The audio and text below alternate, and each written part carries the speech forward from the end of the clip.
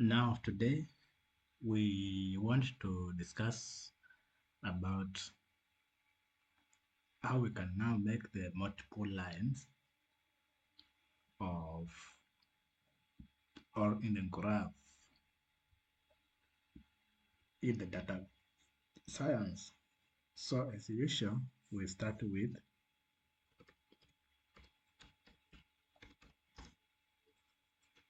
Jupyter Notebook.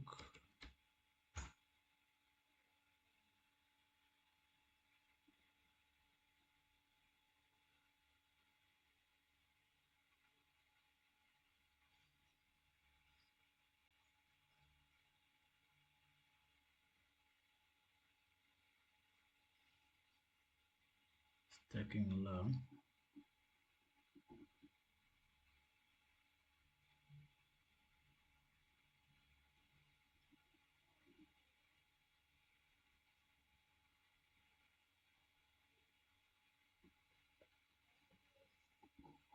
Then, as usual, we have our data here and we have data visualization. Open it. And here we have our theme. So we can run kernel so that we can start everything afresh.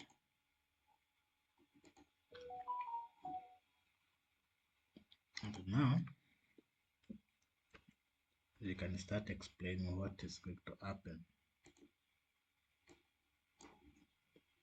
So as you can see, we shall have to use sort of for loop so that we don't just give this mechanical way of doing it, like we insert million times of every line we want to appear in this chart.